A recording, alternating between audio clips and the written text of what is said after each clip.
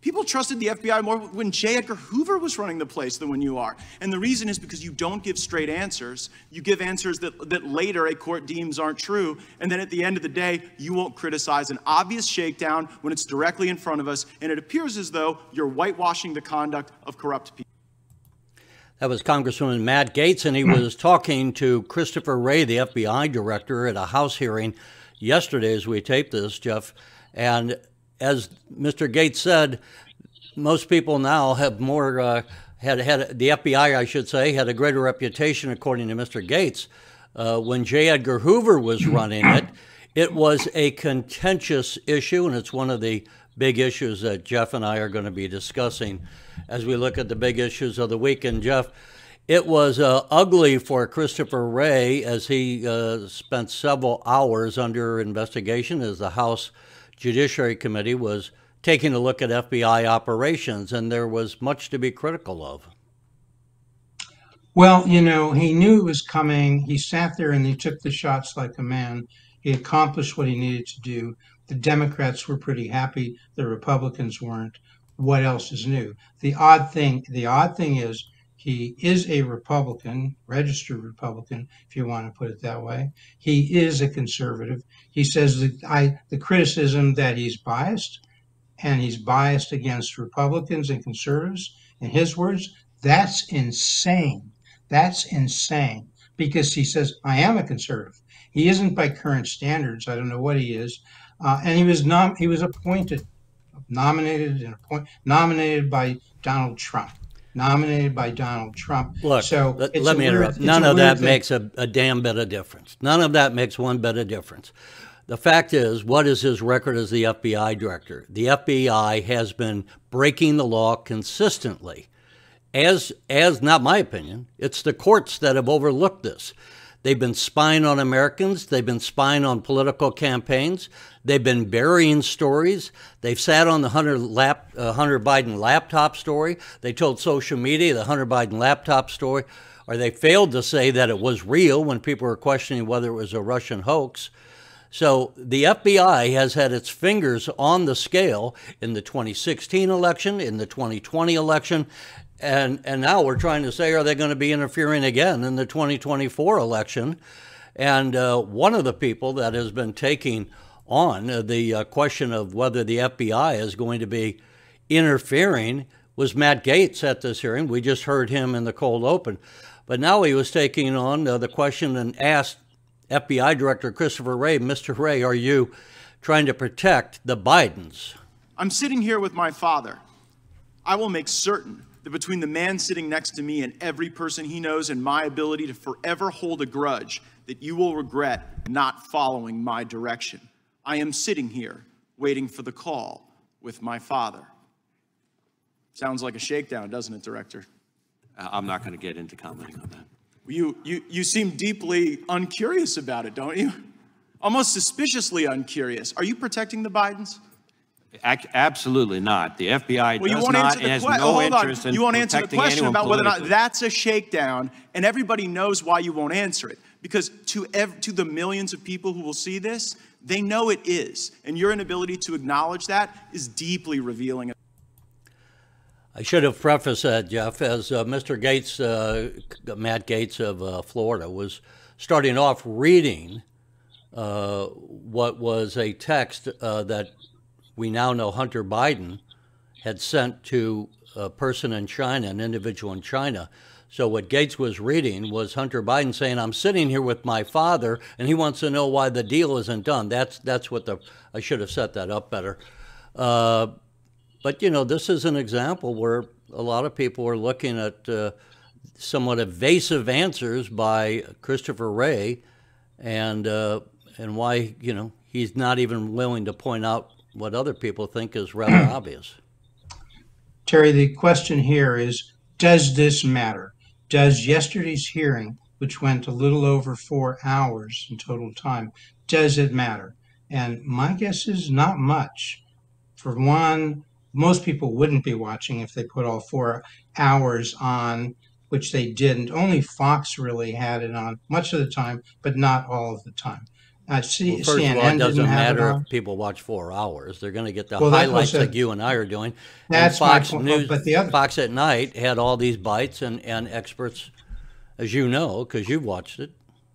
But Terry, the point is, even if they were to condense it, there was not a focus here on the points you're focusing on. There was not a focus on the Biden investigation, the bribery investigation, and it being suppressed. There wasn't even a focus on how big tech and the FBI colluded.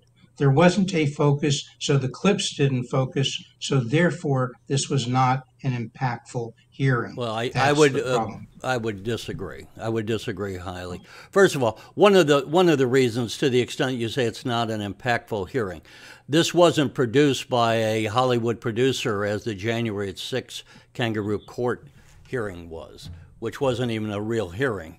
But the networks want to cover that, but they don't want to focus on this. Now, that's number one. Number two, in a real congressional hearing, which this was, you have a back and forth. 5 minutes for the Republican, 5 minutes for the Dem, and back and forth. That, of necessity, or just as a reality, breaks up the narrative. But what we did see and heard was a consistency of the FBI engaging in activities which were in many instances unlawful, talking about the violations of FISA, spying on private individuals, spying on the Trump campaign. And let's remember, as you and I discussed, when the FBI was going to the FISA court, and that's supposed to be Foreign Intelligence Surveillance Act, the FBI was using that to spy on the Trump campaign by lying to the FISA court, because they have to go to the FISA court to get a wiretap. They lied and said, this is because we have reason to believe Russia has influenced the Trump campaign. But what no one said to the FISA court is what we find out now from the Durham investigation. And this on page 85, that the FBI leadership was briefed by the CIA on April the 3rd, 2016.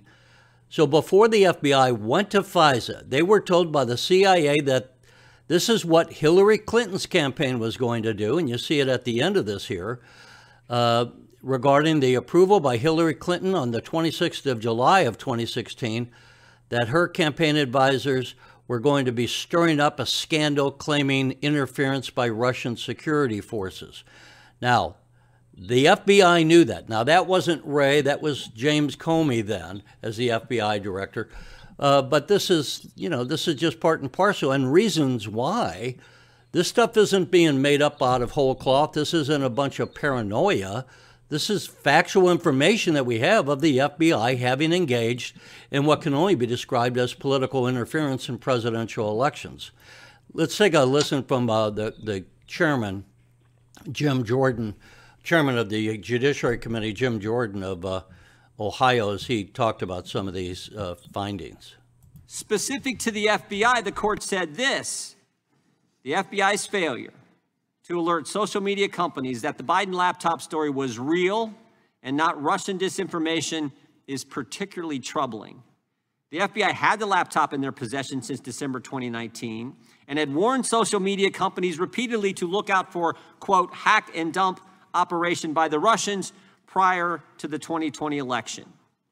Even after Facebook specifically asked whether the laptop story was Russian disinformation, the FBI refused to comment, resulting in social media companies' suppression of this story, and as a result, millions of our fellow citizens did not hear this story prior to the November 3rd, 2020 election. So again, that was yesterday as we taped this, Jeff. That was on the 12th of July, one of the big stories, and obviously a lot of people have different opinions about what went down. Look, if the Republicans want to get these points across that you've made during this show, they have to say it more concisely. They have to figure out how they do it in the context of a hearing. Even for a right of center show like Bret Baier's special report, which is nightly at 5 p.m. here in Chicago on Fox News Channel, At best, this was 2 or 3 minutes of that hour's show. So they didn't even win over a right of center show to get to communicate the points you've been making. You got to figure out how to do it, Terry. You've talked for 2 or 3 or 4 minutes. You got to make it more condensed. You've taught me that, Terry, and you're not doing it. They didn't do it. That's why it wasn't impactful. Well, we'll see if it's impactful. I think this is a major issue. I think the FBI has been warned. I think what we're going to see, and one of the impacts, to say it isn't impactful is, I would say, inaccurate. One of the impacts is FISA has to be renewed this year, and there's no way the House Republicans are going to renew FISA. When we have the evidence of the abuse by the FBI. Let me interrupt this one time. They're not going to do that without reforms being made to the FISA. Go. Let me interrupt this one time. It will be renewed. Mark my words. It will not be renewed as it is currently written. They are going to add reforms so that the FBI will not again have the ability to go and use this to spy on American individuals and to be spying on political campaigns as they have done. Again, this is all factual and founded now. We know it from the Inspector General. We know it from the Durham report. We know it from the courts. So this is not speculation that they've been doing this. You can't fix things simply by rewriting it, number one. What's being rewritten? When you say rewriting the FISA court? I want you to be clear. I don't know what. You can't fix it by rewriting what? When you say reforms, you mean the legislation. They're going to have reforms to FISA. Sure, if you want to take over the show, just talk. Jeff, I'm trying to ask you what you're saying.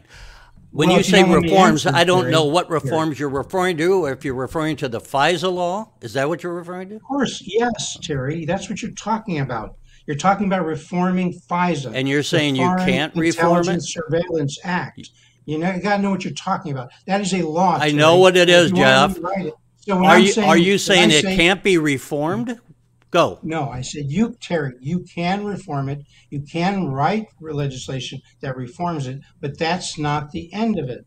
You have to find out a way in terms of Congress having oversight and actually enforcing it, and you have to have a president who's behind it, and those things, and you have to have a judiciary that backs it up. That is the process, Terry, by which this democracy works. So it's not a matter of just saying, did you pass that? Number one, that's going to be difficult, but unless you're cognizant of the things I've said, it ain't going to happen. Unless you have a president who understands that, it ain't going to happen. That's my point.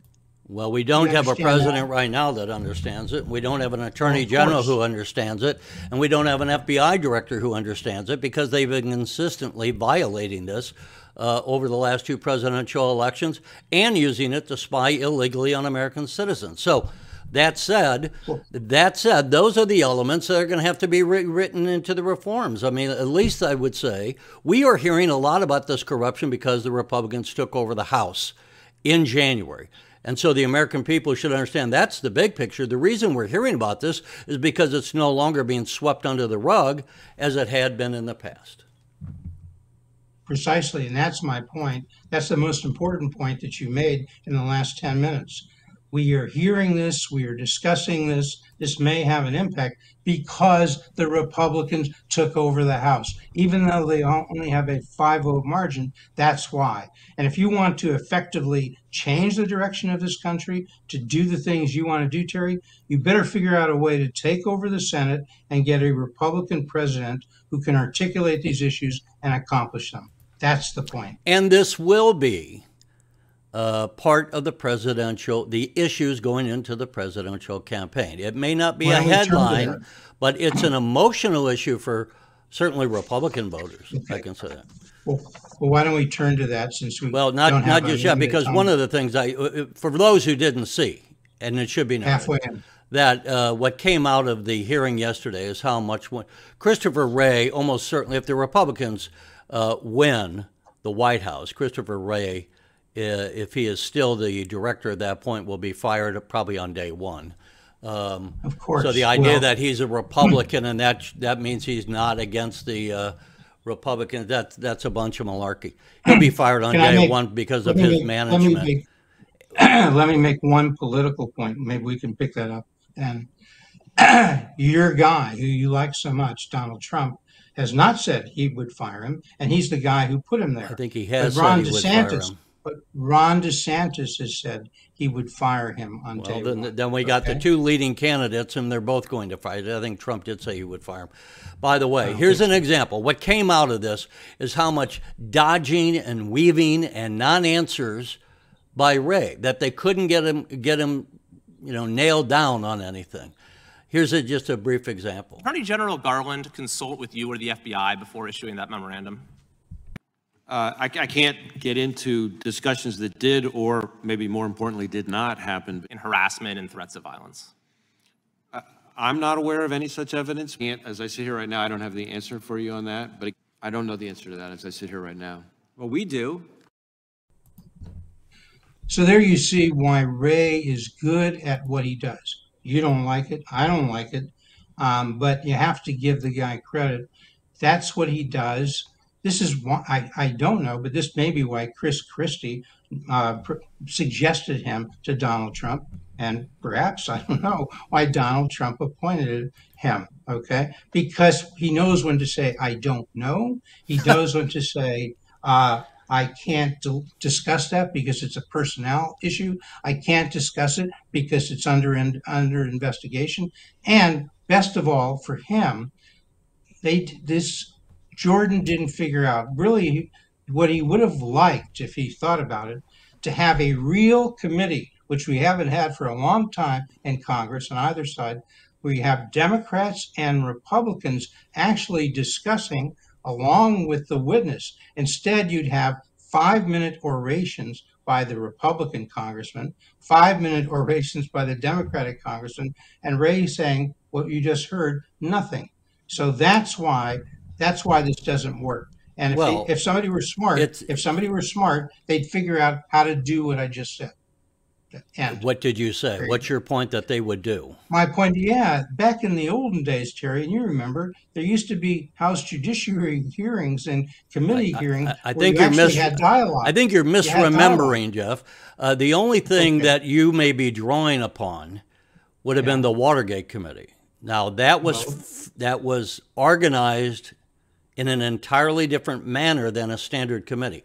This was a committee, and the committees in Congress always alternate from House, Republican, Democrat. And you always break up the narrative, which is why it is better to select some of the key moments and get that. So you're going to get divisions. I would say go back on some of these issues.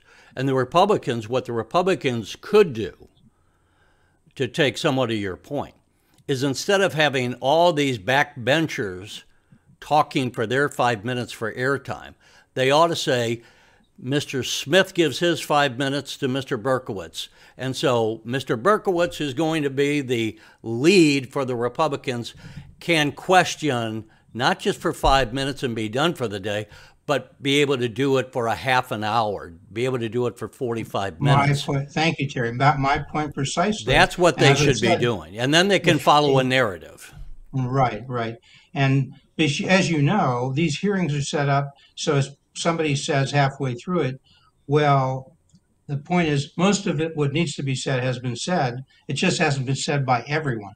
And it's not over till it's said by everyone. So if they had done what you just suggested, and it was within their power to at least try to do that, it would have been much more effective. Here's the other thing I would say.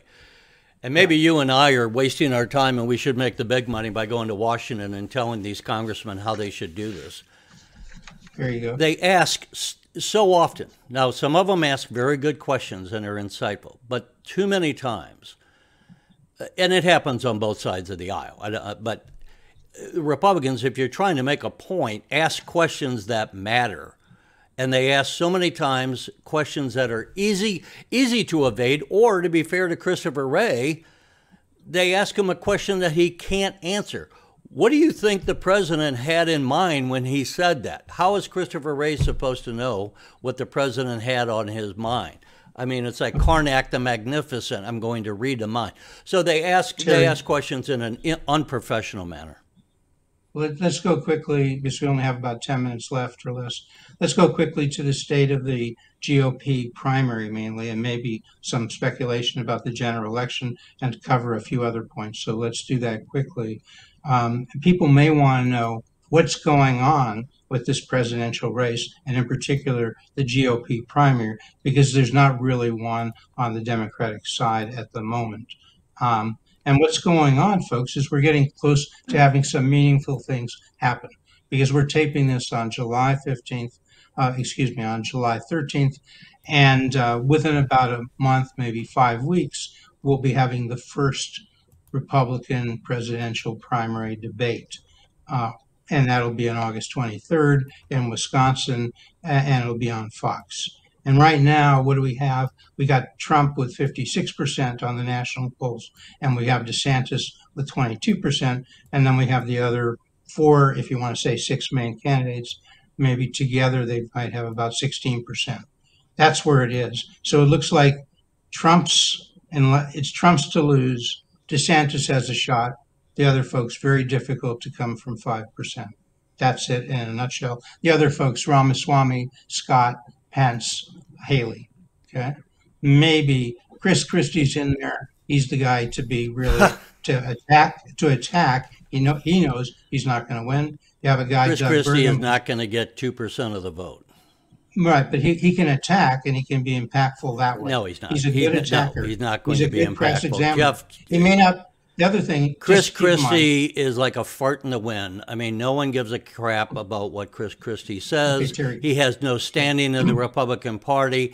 He's not going to raise any money. He shouldn't be on the stage. In fact, Jeff, as I've said to you, both publicly and privately, there's no one has a chance to take the nomination away from Donald Trump and the Republican Party.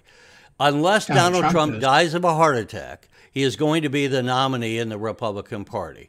And by the way, we should say, even if he has been indicted, even if he's indicted, it won't matter. Even if he's convicted, he has been indicted. So you're saying even if he's convicted, he'll accept the nomination, he'll accept the presidency from jail. Is that what you're saying? Sure, he can accept the presidency from jail, and then he can immediately pardon himself. Well, we'll see. I mean, with the amount of political interference, hang on. With the amount of political interference in our Justice Department, the Republicans, I got to follow up with what you're saying here without interruption.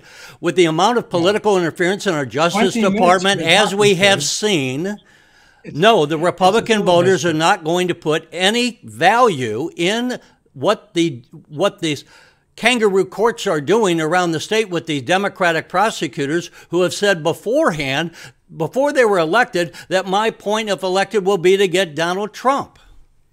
No, they're not going to. So Trump's going to be the nominee, end of story. And we should add that DeSantis has come out and said he is not interested in being the vice president. He would rather stay in Florida as the governor and get something done. No, he doesn't want to be vice president. He wants to be president, and there's a good shot he will be. Maybe you can explain to me, Terry, we'll go on this now, and tell me which states Trump is going to win that he didn't win last time, and where will he get the votes? From the Democrats who are going to give him the votes? Okay, well, let's take a look at that. Here's the election, and as we see in tan, these are some of the states that Trump had lost last time.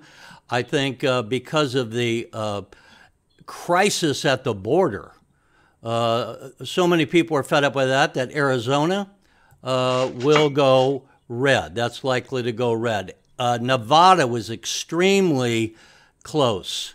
All of these states we're talking about, Nevada was extremely close. There's a very good chance that Trump takes that. Wisconsin also was extremely close. So very good chance Trump takes that and takes Georgia. So I think maybe Trump doesn't take Nevada. Maybe he doesn't take Wisconsin. But I think he does take a number of these states. And, you know, Trump on election night had a 100,000 vote lead in Pennsylvania. So we know he's going to be competitive there as well. The thing that's happened since the last election is that we now know how feeble Joe Biden is. We now know the border's wide open. We now have inflation, and we know how incapable the vice president of the United States is, Kamala Harris, to take over the presidency. So and what people if he is say, running, you know, hey Terry, when's the filibuster over? what Will the people senator say from, that Indiana, they're not going the to want to senator have from Kamala Indiana, Harris be in the White House, and Joe Biden would the be senator- 86. He Will probably the won't make senator it to the from- end of a second term. Will the senator from Southern or Central Illinois yield? Go. You know, Terry, as you know, there's a good chance it won't be Biden, it won't be Harris, might be Pritzker, it might be Newsom. it might be our friend, the governor from California. And as you know, right? I've said it will be probably it won't be Biden, is what I've said. Okay. Do so you if agree, it's by the way? Newsom, I don't know. Do you agree it won't be Biden?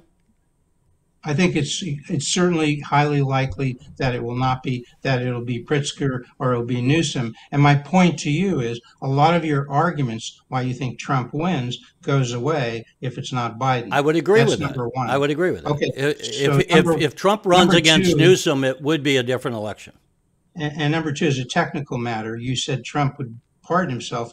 He could do that on the federal side. He can't do that on the state side if he's convicted of a state crime. And some of these indictments are coming on the state side, like from Georgia. So, and you see him winning And all what these difference votes. do you argue that makes? You see him winning all these states where there's no polling to even confirm that. Number one, don't need and polling, Jeff. even in Iowa, Terry, the polling is much closer than when you look at the national polls. Much closer Between Trump, for what? Between DeSantis and Trump, which was narrowed What are the to I think polls? about 15. The American Greatness poll is one. Well, what and it was like I don't want. 15 What points. are the numbers? Well, it was a 15-point margin last month, back up to 20 points, I think, this month, but it's not 30. So when you say these things, Terry, you got to have some backup, some data, some evidence. You just I don't gave think the you have- background. You just gave the background. He's still 20 points the evidence, the behind. data. Yeah. Well, that's different from 35. Okay. Okay. So that's number one. And So the when guy's I only say been in the Trump's race going to 2 months. win, I'm still on solid ground when he's got a 20-point lead. Well, he certainly doesn't. He certainly doesn't have a 20-point lead, even against Biden in the general election. Look, here's He's the gotta win thing. the general. Here's the thing I would say. Here's my. You didn't give Let's any cut to the polling chase data to before we support run your out of argument gas on- here. You didn't give any polling data to support I your don't argument need the that polling Biden- data. I that have the Trump wins history those of the states. voting record of these states, Jeff. I know They're you not don't. going You to just change flat out. overnight. They don't change in 4 years. They're going to be more or less the same. So here's the deal. Right now, here's a summation. My summation would be Trump will be the nominee. Now, if he runs against Biden, Trump wins. If Trump runs against Newsom, and by the way, I could see that there could be a Newsom-Pritzker ticket, possibly. But if he runs against Newsom, that's a different game. That's an entirely different game. And I don't necessarily say that Trump wins that one. Now, if you want to give DeSantis a chance, last point I'll make, that if we see that Biden, for whatever reason, is forced to say, you know, I'm backing out of running, I'm no longer going to be a candidate, that would give a DeSantis candidacy a shot in the arm, because then people might say, as I'm saying, well, that's a different ballgame if you're running against Newsom. Well, that's the ballgame I'm talking about. DeSantis has a much better chance than Trump does on beating either Pritzker or Newsom, and people are going to wake up to that. They have 6 months to take before the caucuses in Iowa on January 15th. So there's a lot that can happen. DeSantis will get better. Trump will get worse. It'll get closer. I can't say for sure, obviously, that Trump is going to lose. Before we close out here in seconds, he's more likely we got to to wrap. win We got to wrap. current conditions. All right. Okay. Thanks for watching, folks. Tell us who you would like to see as a nominee, and Jeff will see you next time.